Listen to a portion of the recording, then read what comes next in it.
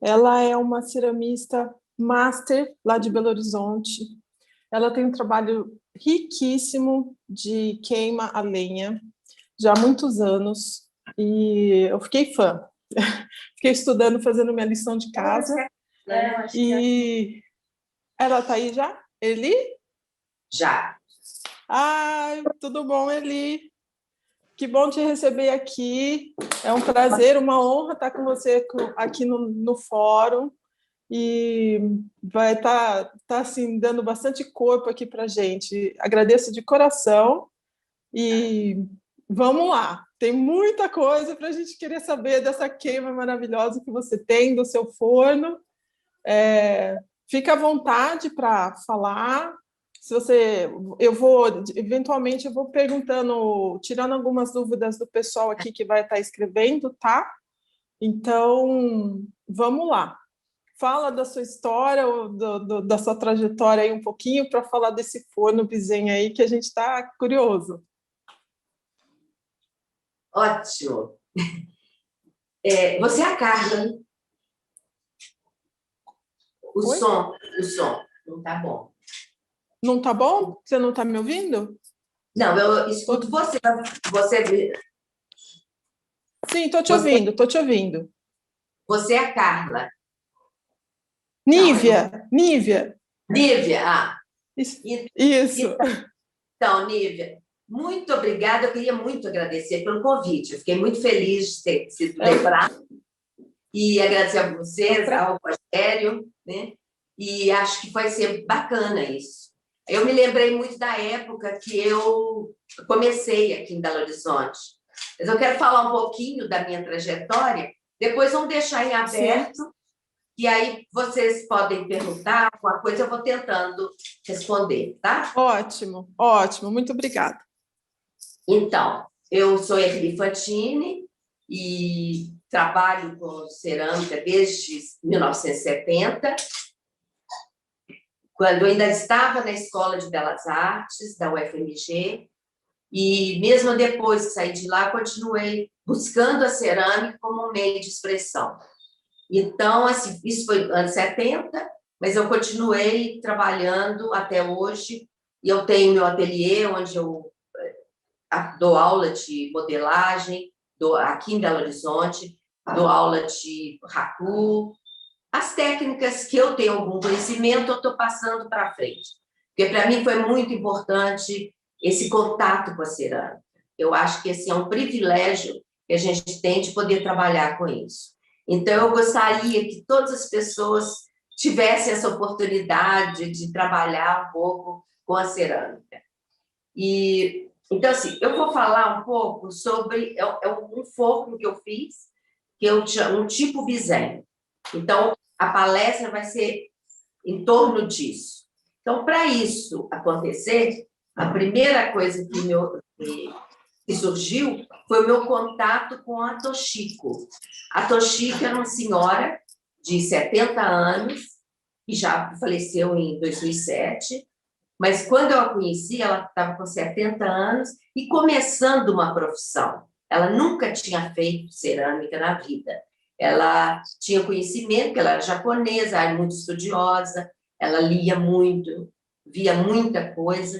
Tinha uma irmã que ainda morava em Tóquio, então, que mandava para ela todo esse material, que eram os livros, as revistas, fotos, de coisas, de tudo ligado à cerâmica.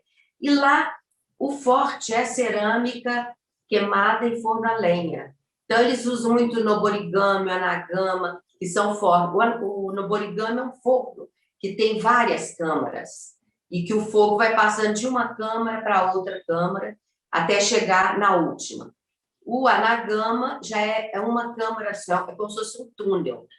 Pode ser compridão, mas vai sendo montado na medida que você vai pondo peças e fazendo a montagem para as peças serem queimadas. O braseiro fica na frente, mas é junto com a câmara. A Toshiko, quando ficou entusiasmada, ela resolveu convidar quem me indicou a Toshiko foi o Megumi.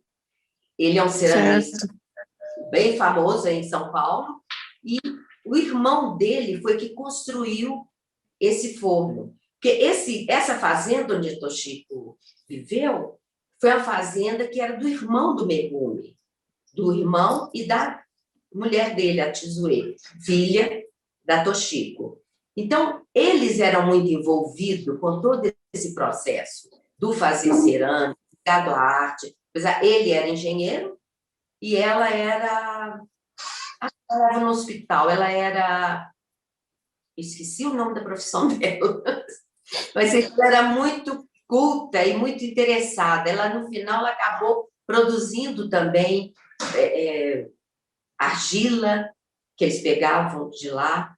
Bom, então, estou indo para frente demais. Eles convidaram esse irmão do Megumi, o Ken, é que construiu, com o filho dele, que construiu esse forno lá na fazenda.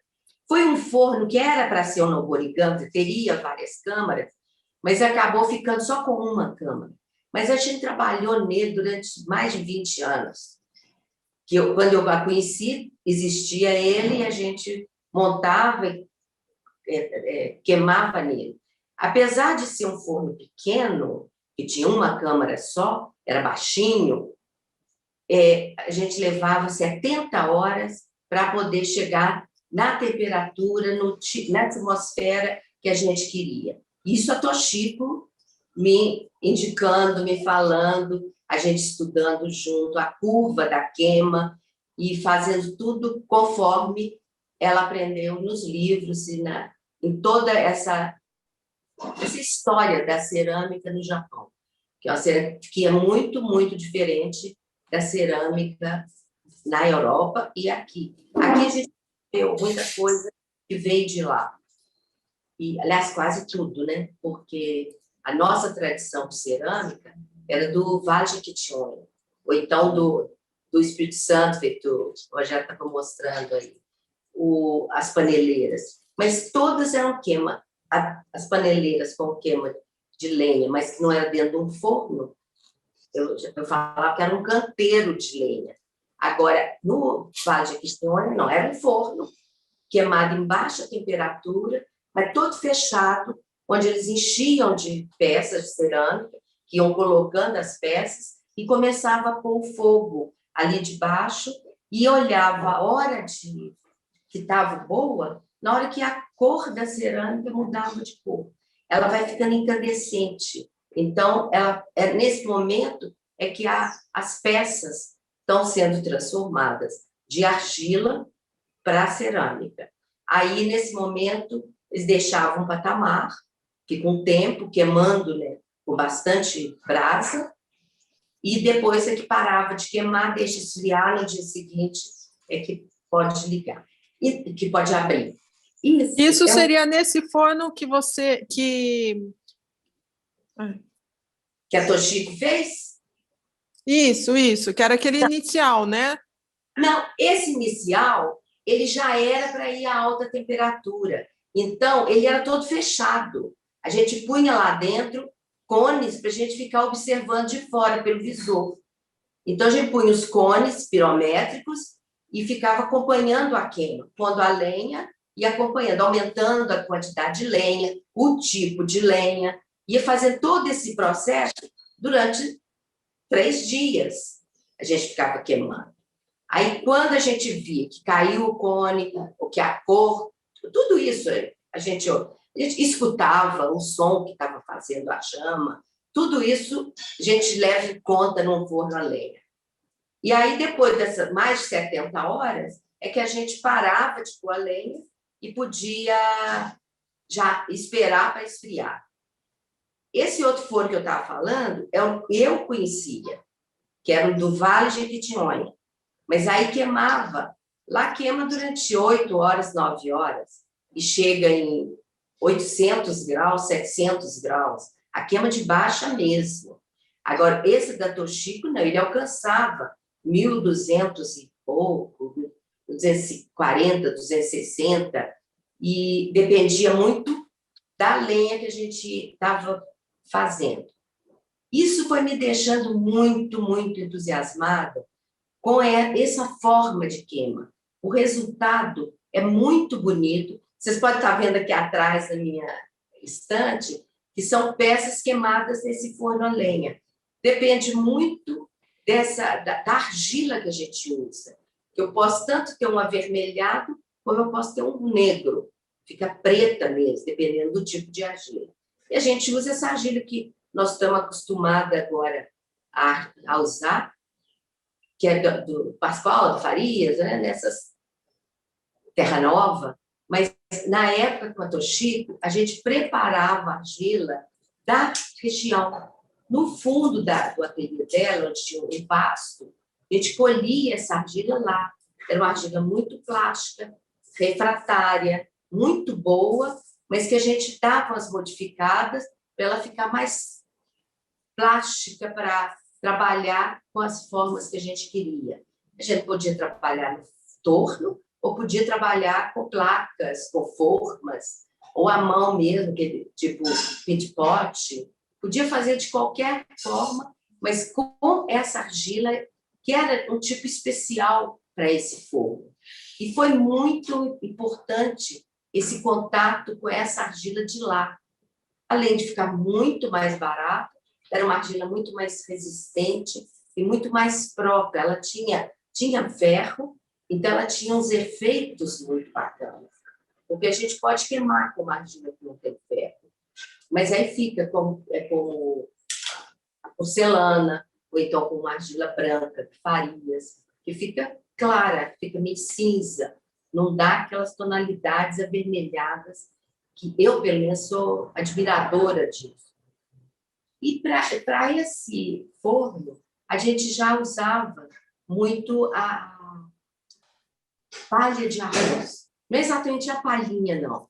Eram os ramos, o ramo do arroz, que a gente tinha acesso a ele. Ela, lá na época, o seu tio, o marido dela, plantava o arroz e a gente colhia para poder usar. Deixa secar, colhia o arroz, e aí a gente usava aquela rama amarrado na peça de cerâmica. Onde fica esse amarrado, dá sempre uma tonalidade diferente. Há um registro desse, que eu já até um desenho quase que você faz com a palha de arroz. A palha passa a ser um colega de desenho para a gente poder estar fazendo isso, e fica o registro na cerâmica. Esse registro fica em forma mais clara, por exemplo, fica os avermelhados, que tem uma técnica japonesa, o Hidaski.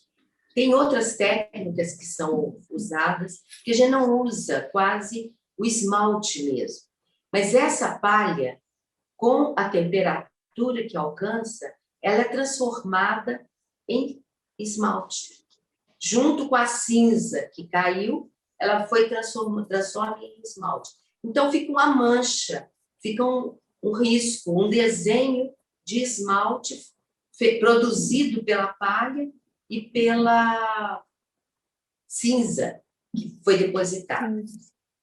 Então, isso é a principal característica desse forno, tanto da Toshiko quanto do que eu vinha construir, que é essa deposição de cinzas. A gente usa só a lenha de eucalipto, que é uma lenha que tem um poder muito grande na temperatura. A cinza dela é muito rica, acho que é potássio, eu não tenho certeza, tá? Eu posso estar me enganando. Eu não entendo nada da parte química, eu sou na parte prática. Eu sei que ela é muito rica e ela é muito usada. Agora, já tem gente, artistas em São Paulo, acho que é o Ricoma, ele usa a ramagem do chuchu, que dá também efeitos bonitos. Então, a questão é ir descobrindo. Eu já usei a rama da palmeira, já usei outras ramas assim para amarrar, para ficar perto da peça de cerâmica e daí dar esse mesmo efeito. Alguma dúvida? Não, por enquanto tá maravilhoso. Tá tudo bem por enquanto. Sim. Então, tá bom. Então, vamos. Aí, foi a partir daí que eu comecei a ter vontade, esse desejo, esse sonho de ter o meu forno. Que eu usei durante uns 20 anos esse forno da Toshiba. Eu tenho peça de lá até hoje. Mas eu acho que eu tendo o meu, eu podia propiciar isso para os meus alunos, para os amigos que estavam interessados. Então, eu fiquei muito envolvida e muito interessada nessa parte de construir mesmo. Ia ser um passo que eu ia dar dentro da cerâmica. E aí eu resolvi, comprei lote. Eu, mais outras amigas, compramos lote lá, perto, né? Tudo pertinho da Toshiba. E eu comecei a procurar como fazer. Passei a visitar vários fornos de lenha que existiam em São Paulo. Visitei vários ateliês, em geral eram ceramistas descendentes do Japão, ou japoneses mesmo, que construíram, isso na cidade de São Paulo. Então, comecei a ter contato com eles, a Toshiko, o Izumi, eles me ajudaram nessa parte de o que eu faria com esse forno, que tipo de forno. Então, eu optei por fazer um forno bem grande, que eu pudesse criar peças grandes e queimar. Eu já tinha uma linha de produção, eu já tinha uma estética. O que aconteceu com o forno a lenha é que essa estética foi sendo modificada. Eu achei que ela foi sendo reforçada. Criou uma matéria muito, muito mais bonita, muito mais forte, uma linguagem mais atual, mais contemporânea. Então, foi muito bom esse contato com esse forno a lenha dela. Aí eu tive que contratar arquitetos. O meu filho, Yuri, me ajudou muito. O Roberto Lotti, que era meu aluno. Então, que era um arquiteto, que a gente conseguiu fazer um forno do jeito que eu estava querendo. Hoje em dia, eu acho que foi grande demais. Não precisava ter sido tão grande. Me traz agora, com a idade, mais dificuldade. Eu fico vendo a dificuldade que eu estou tendo para queimar, para juntar esse grupo todo, para fazer. E cabem lá, às vezes, de 500 peças, queimei com 600 peças, variando, desde peça pequena até peças grandes. Fiz peças já de 1,40 m lá dentro. Então, é possível fazer. Aí eu queria esse forno grande. Então, eu contratei um pedreiro, que a especialidade dele era a construção em forno, em alto forno de siderurgia, que era fornos usando o tijolo refratário, o tijolo isolante. Aí tudo isso foi pensado, foi discutido. Tive que chamar um engenheiro para fazer uma fundação desse forno. O engenheiro foi meu irmão. Aí, tudo isso, me consumiu muitos anos de construção e foi uma experiência muito rica. Muito tensa, eu me envolvi demais, mas foi uma coisa muito prazerosa ter dado conta. Acho que foi muito importante para mim isso. Deixa eu aproveitar um ganchinho aqui, só te interromper um pouquinho, Eli. Você falou que foram muitos anos para fazer o forno. Você chegou a fazer de cara um forno, ou você fez, desmanchou, fez de novo, desmanchou? Como que foi? Pois é, eu fiz o projeto, e no projeto a gente já definiu tudo. Ele teria 3 câmaras, ele teria a primeira câmara bem grande, ela tem mais de 2 metros de altura, 2 e pouco dentro. Então, com isso, eu posso pôr na câmara, na primeira, eu posso pôr peças de 1 metro e tanto. Então, é o que eu faço. Eu posso ter prateleiras, mas eu posso ter também peças grandes, isoladas. E o fogo, o braseiro é ali junto. Então, essa primeira câmara funciona um pouco como um anagama. É Sim, misturado. isso que eu ia perguntar. Misturar a peça com a... Eu tenho que ter todo aquele cuidado da montagem para as peças não receberem uma madeira lá nelas, né, para não quebrar. Mas isso tudo a gente deixa, a turma que vai trabalhar, a gente explica tudo, a gente vê o forno, a gente vê onde estão as peças e vê onde pode colocar a peça, a lenha. A gente não joga a lenha. A lenha é colocada vagarosamente, você todo paramentado, né, com luvas, máscaras e uniforme de queima, mas aí você coloca, você não pode ser uma coisa jogada, para poder ter essa proteção nas peças que estão ali. Então, quando eu fiz o projeto, isso tudo já foi discutido. E eu construí, que levou mais de um ano construindo, mas eu construí já o definitivo. Claro que a primeira queima foi muito trabalhosa. A primeira queima, o forno era todo fechado, com tijolos numerados, era tudo assim, uma produção. Hoje em dia, não. A gente cata o primeiro tijolo e põe na porta. Mas aí, com isso, a gente teve uma experiência muito grande de coloca a peça lá dentro, a gente entra lá dentro, quando a gente sai, é que fecha-se o forno. Então, nessa hora para fechar, já estão todos os cones já estão lá dentro, as peças todas estão lá dentro. E tá, pode. Aí,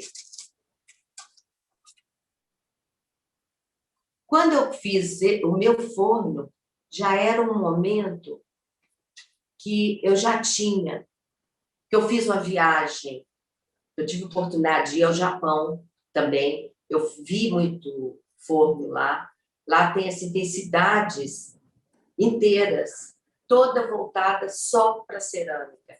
É uma satisfação tão grande você ver uma cidade voltada para cerâmica. Os ateliês são a parte, a entrada da casa é o ateliê, onde a pessoa trabalha. Depois que você vai entrando no espaço, é que a casa deles fica lá no fundinho.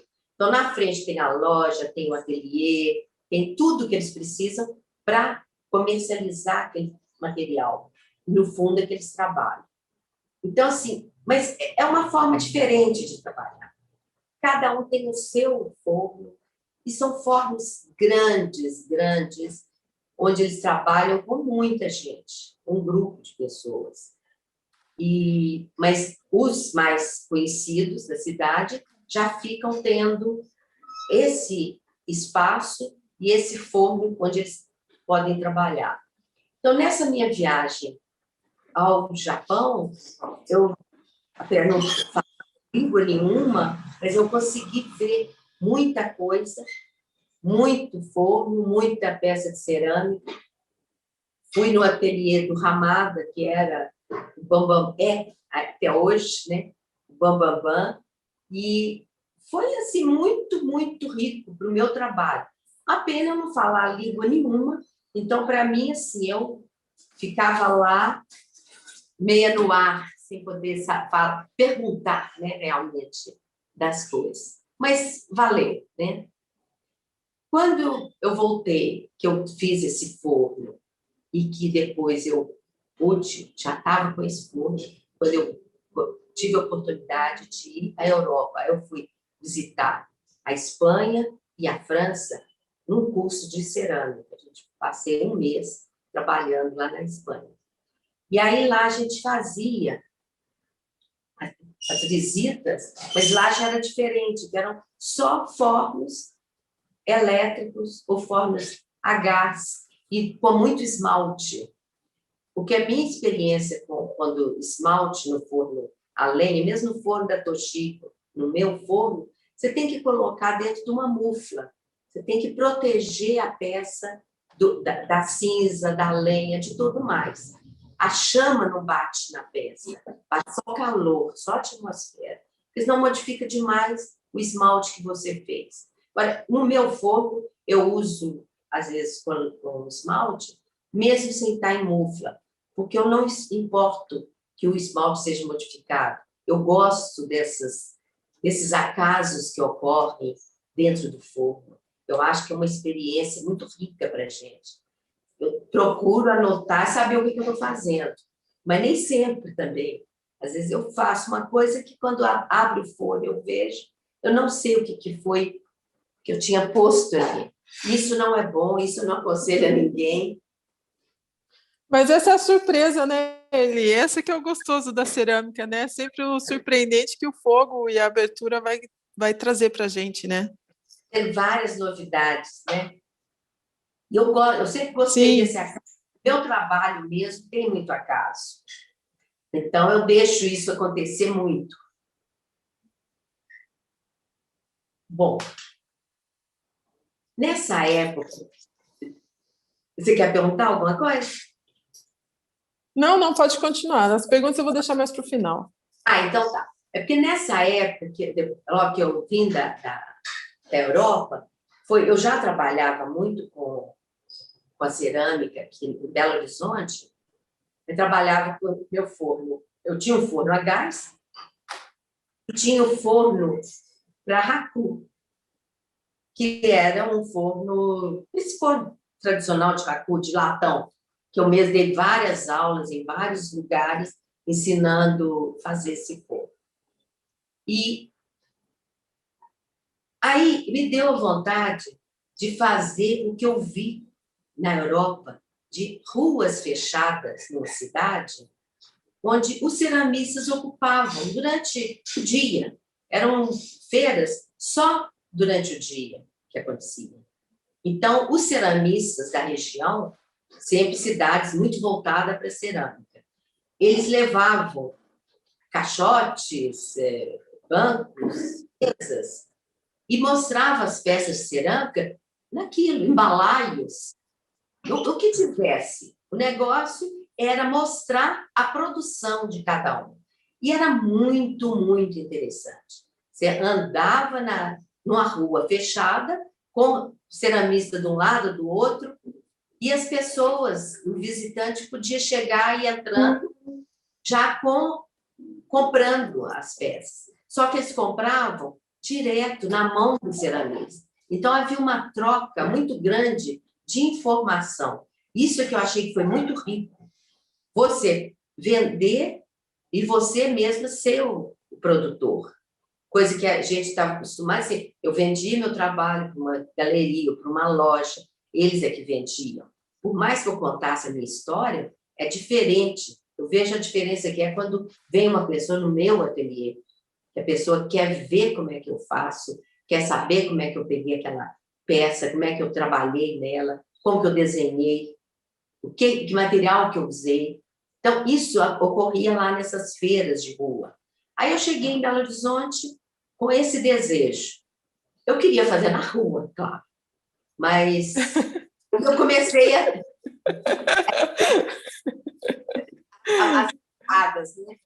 E realmente é muito difícil. Não é uma coisa assim, passe de mágica, que a rua vai ser fechada e que eu vou. Exatamente. Né? Então, mas isso foi ficando na minha cabeça, até que um dia o mercado daqui do bairro, que eu moro aqui no bairro Santa Teresa, é um bairro bem voltado para a arte, o mercado da prefeitura me convidou para expor lá dentro. Aí eu fui, aí era uma área coberta, não era aquilo que eu tinha imaginado, mas foi muito, muito bom. Eu expunha ao lado de ovos, abacaxis, plantas, tomate, alho. Eu acho isso tão bacana, sabe? Que é tudo que a gente usa na cozinha, né? E que a gente pode estar trabalhando com a cerâmica e fazer a venda. Então, funcionou muito bem. Era um mercado muito grande, tinha um grande estacionamento na frente, que a gente podia, o ceramista, ir lá. Aí eu resolvi, sozinha, cara e coragem, convidei os ceramistas. No começo tinha umas 15 pessoas, que um foi falando com o outro. A Toshiko participava, E a gente montava esse esquema de pôr uma tábua, um cavalete, e cada um foi montando do jeito que quis, deixei muito livre. Era uma feira muito democrática. Cada um fazia da forma que achava que era importante e cada um mostrava o que queria mostrar. Então, era junto, dava, você via plantas, via flores, via essas verduras e legumes. Isso foi excelente. A gente funcionou lá, isso foi em 2000, a gente começou. Eu não me lembro mais quantos anos, mas por alguns anos, uns 3 anos ou 4 anos, não lembro, mas aí a feira o mercado resolveu fechar, a prefeitura resolveu fechar o mercado, que foi a tristeza, assim, foi um balde de água fria nos feirantes. Isso para todo mundo. Os feirantes todos tiveram que sair de lá e até hoje não abriu. Está abandonado. Que tristeza, que tristeza. É triste. É um depósito de material velho da prefeitura, em vez de utilizarem para alguma coisa. As coisas que eles queriam, não, a comunidade não quis. Então, a gente está tendo uma força muito grande. Então, vamos ver, eles estão só falando que na hora que abrir, que vai ter um espaço lá para cerâmica. Estou esperando isso, vamos ver. Mas aí a gente saiu de lá e foi para o mercado, outro distrital, também da prefeitura, no Cruzeiro, que funcionou muito bem. Depois, nós fomos para a Escola Guinhar, depois nós fomos para o Mercado Central. O Mercado Central é o que até o último. O Mercado Central está acontecendo até agora. Hoje, esse ano passado não teve por causa da pandemia, aí teve uma virtual, que não é a mesma coisa, infelizmente. Que bom que a gente está tendo esse recurso, mas não é a mesma coisa. Na hora que voltar tudo ao normal, eu acredito, a gente vai voltar ao normal diferente. E aí vamos ver o que vai acontecer, né? Mas é um grupo muito bom, é um grupo que está funcionando muito bem. Atualmente, com a reclusão, com esse isolamento, eu parei de dar aula aqui no meu ateliê, mas está sendo um momento muito importante, esse momento de reflexão, que deu para rever tudo que eu já fiz, deu para eu rever, inclusive, material meu antigo, e eu estou indo assim, pescando as coisas antigas, recriando, dando uma cara nova para as coisas. Estou com muita vontade de fazer uma exposição, fazendo essa mostra. Manda um convite para a gente. Mas é claro. Tá, é uma coisa muito grande, inclusive fazer mesmo uma amostra maior, sabe? Vamos ver se eu vou conseguir. Mas, por enquanto, eu estou ainda ensaiando nessa... Está sendo um laboratório essa reclusão, que eu fico com muita saudade das pessoas e querendo estar contactando com as pessoas, que eu sei que é muito importante esse fazer de arte, essa reciclagem que eu estou fazendo está sendo importante. Eu acho que a arte pode até nos salvar, sabe? Para quem trabalha com arte, em todas as áreas, é uma coisa muito rica, e você não fica sozinho. Você está buscando, você está fazendo coisas. Eu estou pegando peças antigas. Eu tenho uma peça que eu peguei da época que eu queimei lá na Toshiko. Era um prato diferente e que eu pus para apoiar vaso de cerâmica. Ele foi ficando feio, horroroso. Eu resolvi queimar de novo. Ele está lindo. Ele está uma coisa. Gostaria de que ela visse isso, sabe? Como é que a gente pode, queimado de novo, no forno elétrico, que é quase uma heresia, né? Mas a parte que foi depositada de cinza, ela não perde. ela fica muito mais forte, que aí aqui a atmosfera é toda homogênea. Então, ela chega na temperatura mais por igual. Então, ela toda fica, ela brilha, vira outra peça. Então, eu estou muito feliz de estar podendo ter esse tempo até de reclusão, infelizmente, com tanta tristeza, né, que a gente está vivendo, mas eu acho que tudo a gente tem que tirar um proveito. A gente não pode deixar que algo mais forte domine e que tome conta e que babacas tomem conta. Muito obrigada. Então, posso te fazer umas perguntinhas aqui? Inclusive, estou lendo alguns dos comentários para falar. Tá.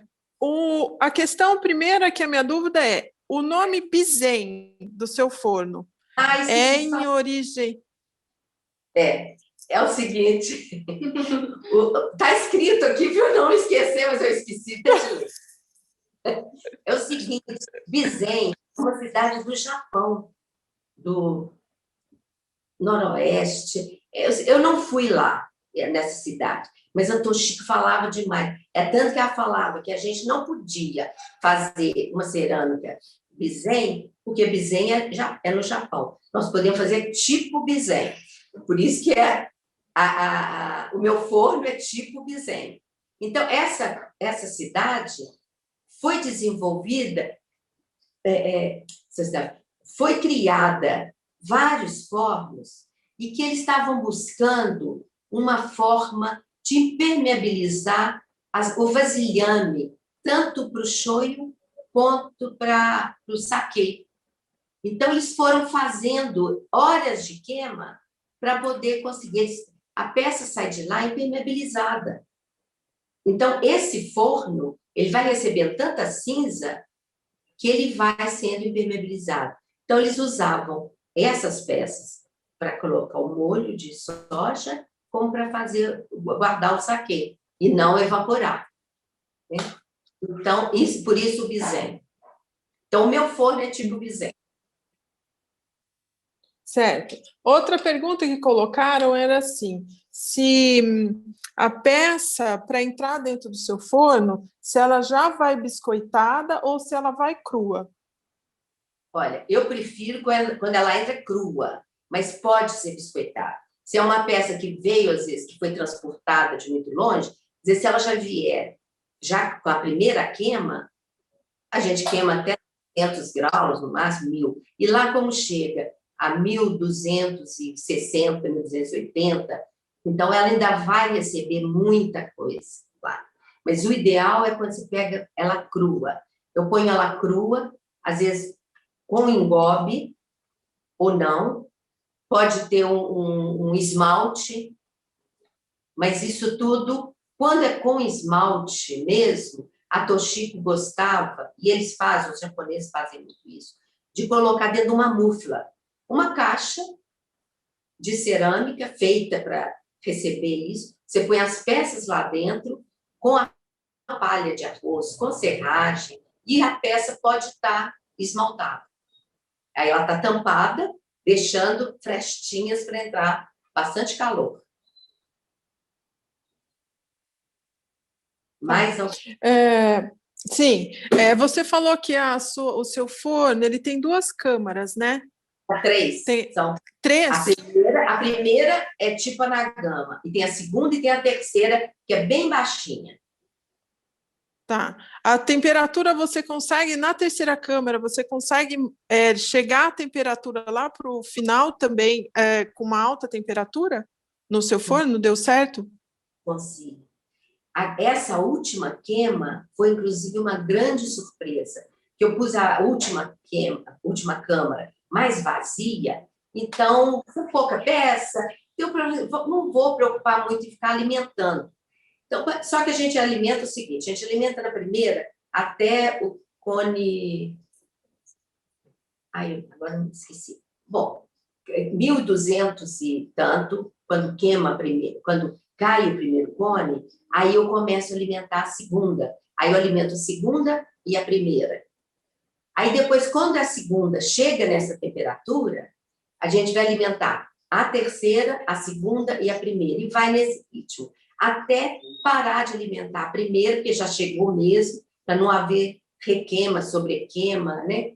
Mas dessa última vez, na hora que a gente ia parar com a segunda câmara, que a gente fica só num patamar, quando a gente ia parar, a terceira câmara já tinha caído o primeiro cone, já tinha caído o cone. Então, ela já tinha recebido, ela já tinha chegado na temperatura. A gente só mantém mais um tanto de tempo para ter um patamar com aquela temperatura, e aí fechamos. Aí fecha tudo e só vai abrir uma semana depois. Mas foi assim, uma surpresa, mas deu. Em geral, a gente fica alimentando a terceira câmara um tempo, e aí ela chega na... Sim, entendi. E assim, você nota assim, diferença quando você abre as peças de câmara para câmara, você já sabe mais ou menos o efeito que uma tem para a segunda, da primeira para a segunda e para a terceira. Aí você vai colocando as suas peças mais ou menos de acordo com esses efeitos que você já tem o conhecimento. Não é assim que você monta seu forno? É assim, só que assim, a gente sabe que vai ter sempre uma surpresa. Uma Sim. prateleira pode cair, uma peça caiu, grudou na outra, e aí modifica muita coisa. Porque quando a gente monta o forno, a gente monta para a chama passar entre as peças todas, para levar cinza sobre todas as peças. Então, se há um evento desses de cair alguma coisa, modifica essa estrutura que eu tinha deixado preparado para agir, para a chama passar entre as peças todas. Para todas as peças, elas ficam soltas, estão ali, com a outra próxima. Essa proximidade não é encostada, é dando passagem para o fogo. Essa dificuldade ou essa facilidade que a gente propicia à chama é que dão as lambidas do fogo e a da cinza, e que ocorrem os fenômenos, os desenhos, né, que acontecem. Sim, e aí tem uma solicitação aqui do Domingos Sávio. Ele pediu para você falar um pouco mais dos eventos de abertura do seu forno, que é lá em Brumadinho, né? Para falar um pouco disso, que o pessoal realmente acho que já deve estar morrendo de curiosidade para ver, para visitar. Pois é, eu não separei onde, mas você podem ver No Instagram eu estava vendo, né? A equipe toda trabalhando. Tem o meu site, no site tem tudo isso. E o Sávio é uma pessoa que me ajuda muito aqui, é um ceramista que está me ajudando. Ele está fazendo torno, e ele lá na hora da montagem, ele é muito bom nisso. E ainda tem outra coisa, a gente precisa de gente pequenininha que entra em qualquer... Então, assim, quando eu tinha mais flexibilidade, eu era que montava a última câmara. Hoje em dia, a da Toshiba, eu ficava lá sentada, pegando as peças e pondo dentro do forno. Atualmente, eu tenho mais dificuldade. Então, eu estou catando alguém que seja pequenininho e esperto para entrar. E o Sávio me ajuda demais. Então, ele ajuda tanto na hora da montagem, como na hora da abertura. Que na abertura, a gente monta, tipo, uma feirinha. Cada um pode ver a abertura, pode ver de onde saiu a peça, e o ceramista está ali, se quiser vender, pode vender. Então, ultimamente não tem feito isso, por conta dessa nossa pandemia. Mas isso vai acabar. Sim. Eli, nosso tempo está quase se esgotando. O Rogério pediu para eu te agradecer de coração a sua disponibilidade de ter aceitado o convite e participar aqui do fórum. E todos nós também, como ceramistas, agradecemos a sua presença, assim, de coração mesmo. Olha, e a exposição? que eu não entrei ainda em nada. A exposição das peças, vocês conseguiram ter visita? Por enquanto tá online, não é? Tá sendo pelo site. Está no site, né? Sim, sim, Tá. porque aqui está tudo no vermelho, está todo mundo difícil a locomoção, então a gente está tentando facilitar o acesso para todo mundo online mesmo, né? Futuramente a gente provavelmente vai fazer uma exposição para trazer de volta, fazer, né? Claro. Deus queira, né? Olha, muitíssimo obrigada, foi um prazer enorme. E eu Prazer consegui, foi todo nosso. que a última live que eu ia fazer, não consegui. Agora, hoje eu tenho a Kíria, que está me ajudando, ela está me ajudando a postar fotos. Ela é fotógrafa, postar fotos no Instagram, no Facebook, e ajudar nisso, mexer com o aparelho. Tá? Sim, muito é bom para a gente, porque a gente vai ter o acesso, né, ao seu conteúdo, então isso é muito importante, né? Isso é muito bom. Então, passo para o Rogério, falo que eu fiquei muito agradecida, para você, para a Carla, tá? Tudo de bom para vocês e muito obrigada. A gente que agradece. Um beijo. Tá? Tchau. Obrigada.